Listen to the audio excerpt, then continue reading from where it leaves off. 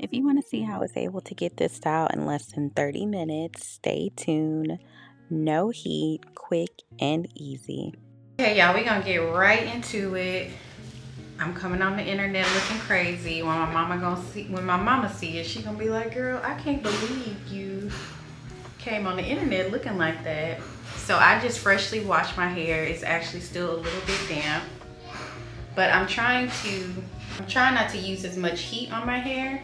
And so what I'm going to do is pull out this old faithful wig. This wig has been through a lot. She's still here with me. So what I'm gonna do is put some cornrows in the front and then put this wig on in the back so that it looks like a half up, half down style. And the point of this video is to show you that you have options, you know? We don't have to walk around looking how I'm looking right now. So the back is just gonna be under the wig, so it really doesn't even matter what it looks like. But I'm taking it down just so I can part the front from the back. So let's do this.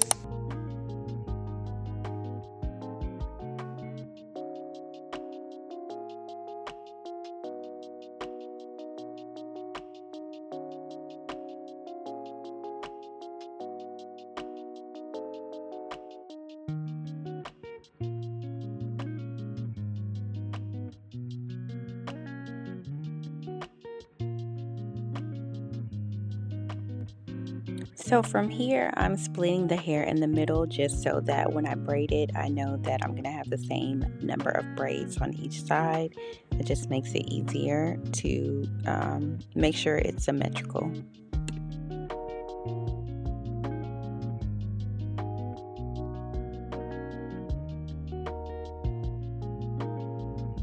So the gel I'll be using is the Lock and Braid gel.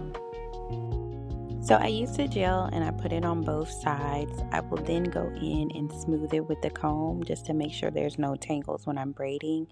I will also use the gel as a guide to make sure the part is extra crispy.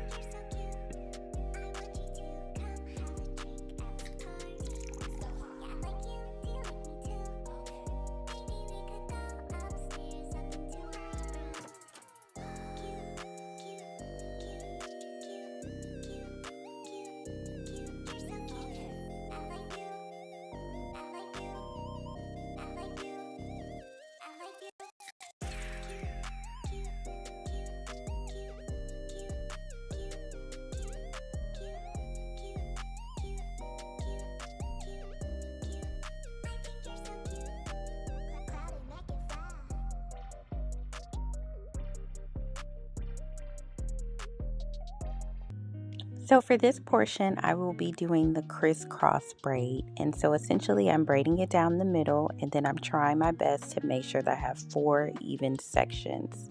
It's okay if one section in the back is a little bit bigger because that's what happened because my hair is super thick. But I'm separating the 4 parts so that I can keep it as neat as possible.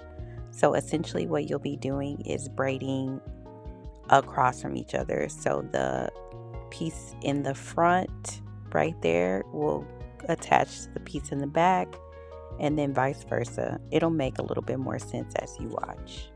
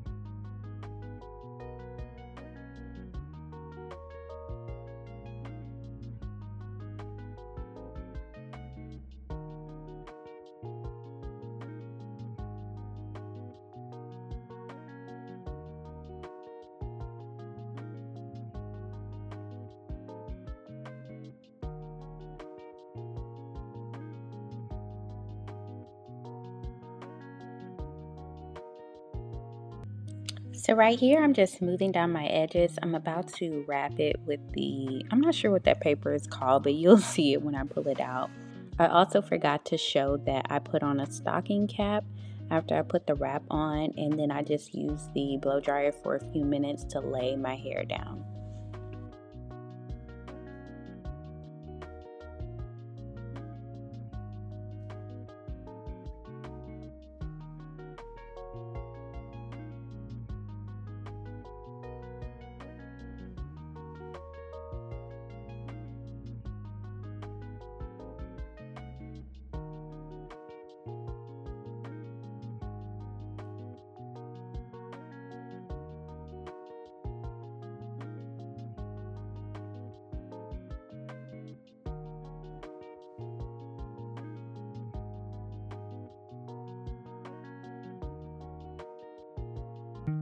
Now in this section, I was just trying to figure out how I was going to lay my hair in the front.